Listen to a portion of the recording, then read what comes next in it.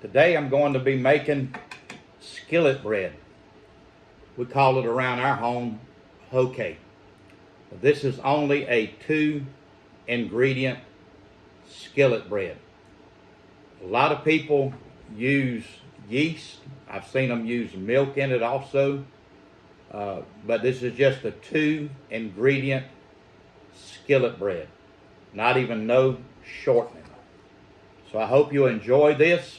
I'll tell you a little bit more about what 2 ingredients that I use. You possibly have it right there. I know you probably, I know you got at least one of these ingredients. So you possibly have 2 in your kitchen. So I hope you enjoy this. This will be a very short video. But again, it's called 2-ingredient skillet bread.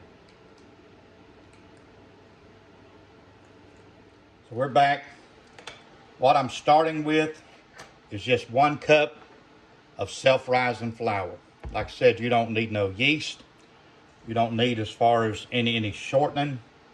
Yeast like you would, make, bread. And a lot of times when people make as far as, homemade biscuits, they'll use shortening and milk.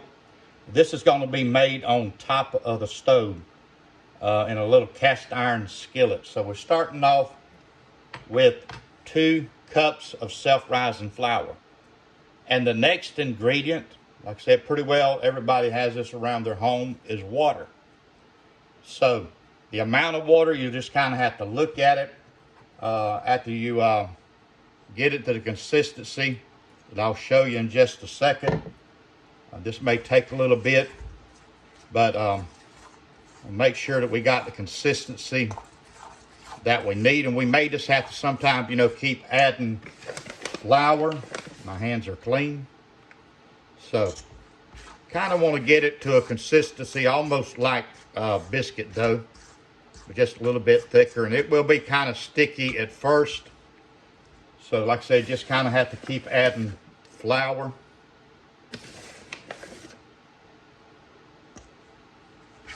So it won't be too sticky. So we've about got it there.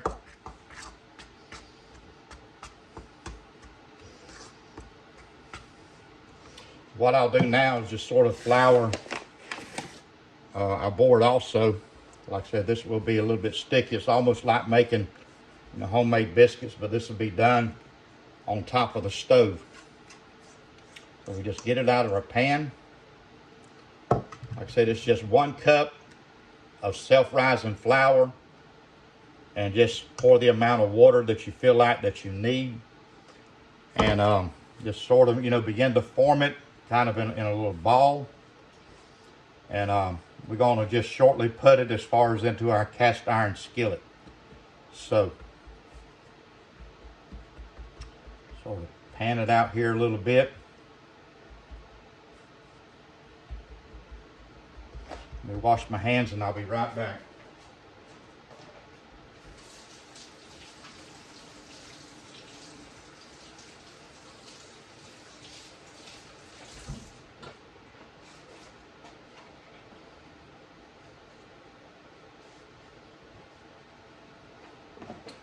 We're going to be fixing to put it as far as into our skillet. I'm going to have to be moving the camera because of that certain eye that's on our stove.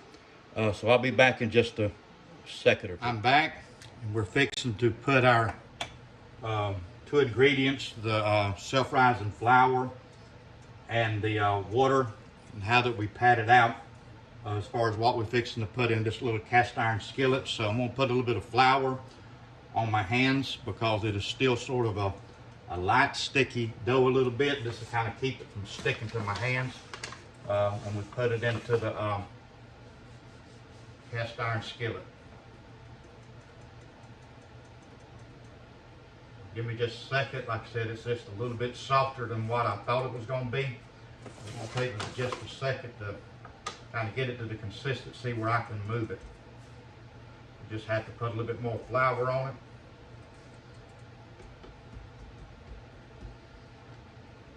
So I believe I pretty well got it now. Put it out, sort of pat it down, sort of be careful because we got our cast iron skillet have been heating up. So I'm sort of patting it out to the corners Then I usually take this little pie, you know what you get pies with, out of the pan, and sort of shaping it up as far as in almost a perfect circle.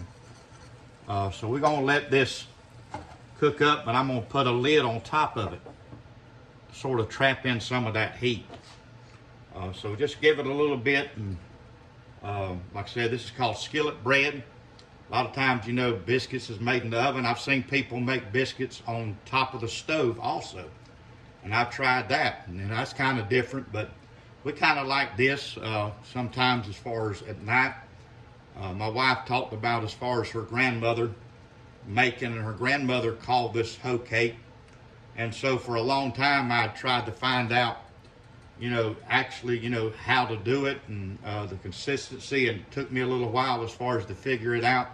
But I believe I've kind of got it figured out. I imagine it is probably not as good as my wife's grandmother's hoe cake. So let me go ahead and wash my hands while that's preparing there.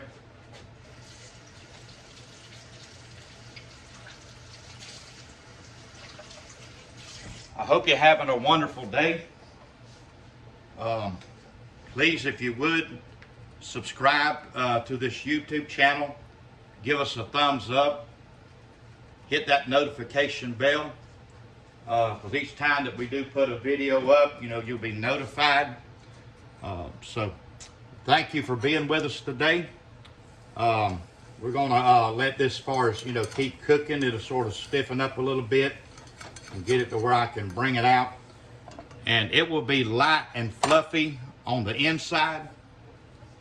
And then on each side, it would form a crust. And that crust just really what sets this apart, you know, from anything. You know, sometimes, you know, biscuits, even in the oven, will have that crust on top of it. But even this, it is almost like a top of the stove biscuit, you know, if you wanted to call it that. But most people call it, you know, skillet bread. And it looks like, and there may be others out there, there may be other as far as, you know, recipes, and there ain't much to this recipe, just, you know, self-rising flour and water, 2 cups of self-rising flour. But, you know, I was looking and watching, and most people, you know, don't have the 2 ingredients. But we do, and it works out just fine. So we'll check it just a little bit. I mean, it's starting to, as far as stiffen up. I'm going to let it just sort of cook just a little bit longer. Like I said, I really can't hardly tell you as far as the time. You just sort of have to play around with it. So it's like a lot of the old timers, you know, when they used to fix things, and you would ask them, you know, what is your recipe? And they said, you know, well, you know, don't really have a recipe. They sort of what they used to call sort of eyeballing. You know, a little bit here, a little bit there, and a little bit of this and that. And when they would get through, you know, it would be sort of delicious. So as far as me, a lot of times I have to go by a recipe. But this, there's just not much to it. It's very simple. It's good in the morning as far as, you know, with a cup of coffee. Maybe even like as far as, you know, to have some syrup on the side. What we would call it down here as far as in South Georgia is almost like sopping biscuits in syrup. You know, I thought about too, you know, you could fix some white gravy, you know, like you have biscuit and gravy. This would be a huge biscuit, you know, on that part, but I'm going to kind of cut it in some wedges to kind of show you what the inside looks like.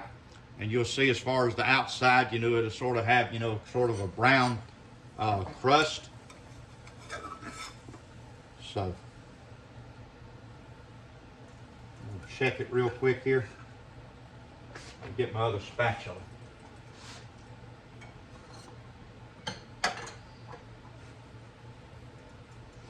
Yeah, it's starting to brown. So I'm just using a little bit of oil, and I'm just using this coffee cup to keep from using a big bottle. But I mean, it don't take much as far as on the bottom of the pan. But this sort of helps brown it. And I'm gonna have to get a little bit more flour again as far as on my hands.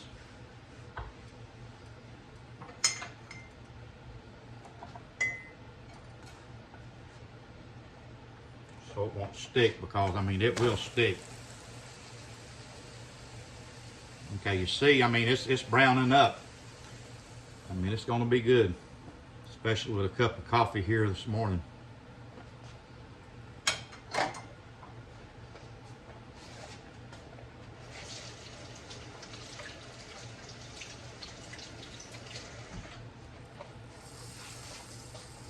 And I probably will cook it on each side, probably maybe a couple of times. Probably don't take but just, a minute, 2 minutes, maybe, 3 minutes on each side. So like I said, you just kind of have to keep watching, and I probably need to turn my heat down just a little bit. Probably at about medium heat. You kind of need to get your cast iron skillet sort of, heated up before you get started, because you don't want to put it down as far as, in the cold skillet. As far as this stove here, it's a whole lot different than ones we've been used to. The center part of it's got almost like a regulator. And that thing, it will go up and down. You sort of have to adjust it, and I had to kind of get used to cooking on it. I've heard some others, it's sort of a safety device, I believe. So I reckon if you leave something on too long, I don't know if it'll cut off, but the heat sort of goes up and down, I reckon, if you leave something for a while. So you kind of have to watch it. So I've turned my heat down as far as about medium heat. I mean, you can see, I mean, it's heating up pretty well. I mean, that steam come out of there then pretty well.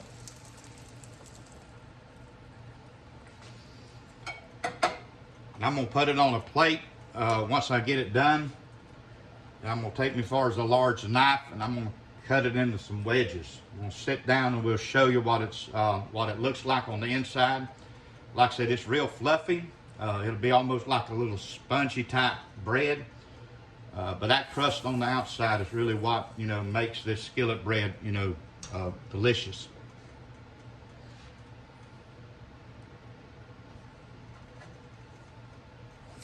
You kind of have to watch it closer. I mean, it can burn, but it's starting to, yeah, it's getting right.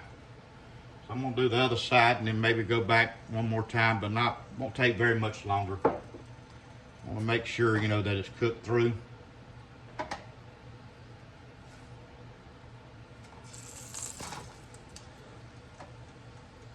Yeah, it's getting a good golden crust on the outside of it. Almost looks like what some of the old timers used to call cat head biscuits. And I always wondered where they got that term. I heard my grandparents talk about, cat head biscuits. And I always wondered, what in the world, why would they come up with something like a cat head biscuit? I reckon some of the cats they had around the house, during that time sort of had a big head. So I reckon they must have looked down at one of their old house cats and looked what they were doing, and they called it biscuit. They just began to call it cat head biscuits. So this has got to be a large cat. So this is a large cat head biscuit. But like I said, I'm calling it the 2-ingredient skillet bread.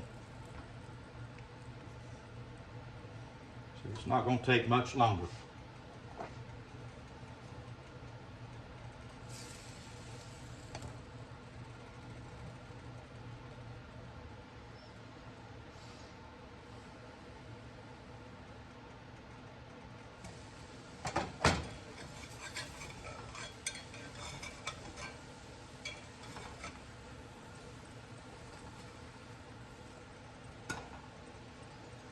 So one more time on the other side and we'll be through with this.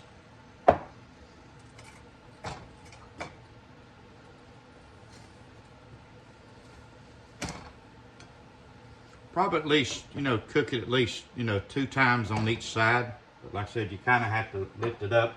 And that's why I kind of like that. I can get under it real good. Sometimes in the beginning I have to use a larger spatula. So I hope you're having a wonderful, blessed day today.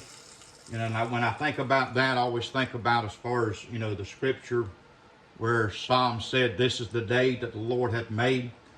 I will rejoice and be glad in it." We're truly grateful, for the many blessings, that God, bestowed upon our lives.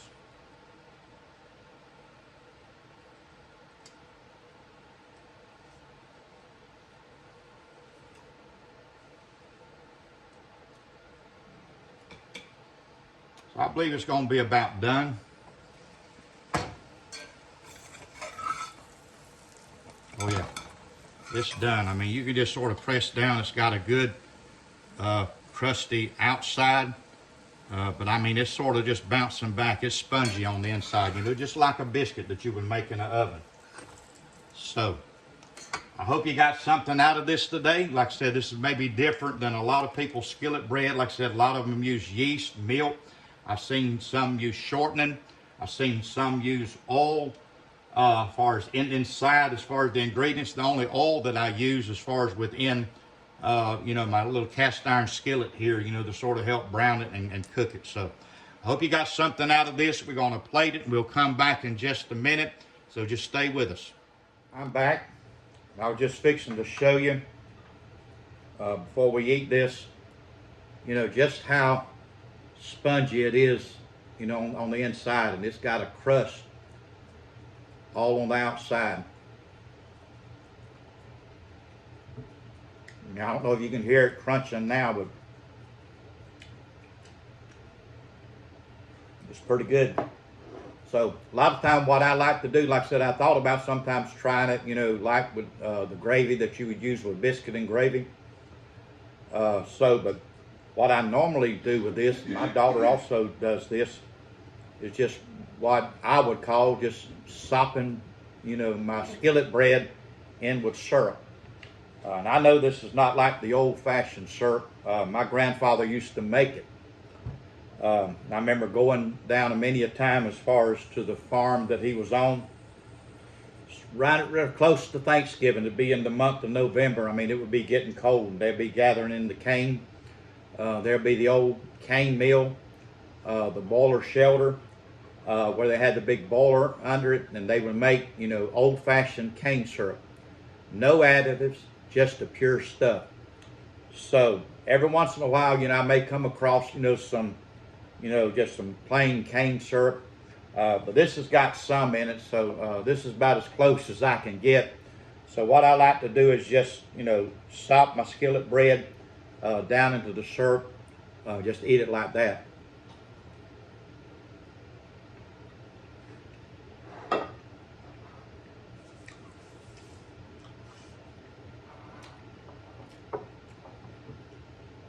Then wash it down as far as with a good cup of coffee. So, like I said, this is simple. This is what I call just a 2-ingredient skillet bread. All you need is self-rising flour, water, you know, kind of watch it, eyeball it, so to speak. You know, put your water in there and get it the consistency. Like I said, you may have to keep adding flour to it, you know, to get it to where it's not too light, where you can, you know, at least lift it up. And you'll need you a cast iron skillet. You know, you can make this large. I've seen them make it in almost like 9-inch cast iron skillets. So I don't know what, if that's 6 or 7 inches, but it's a little bit smaller. Just the right size, you know, for an individual to have, you know, just, you know, when I was cutting this, like I said, I cut it in wedges. And it's almost like, you know, cutting a cake. You know, if you see as far as the wedges. So that might be why some people even call this hoe cake. Because, you know, you can also, like I said, cut it, like I said, it's real spongy. It almost looks like a cake. But I'm not going to put no icing on it. I'm going to keep sopping that syrup, drinking my coffee. And again, I hope you have a blessed day today. And until we meet again, y'all be blessed now. You hear?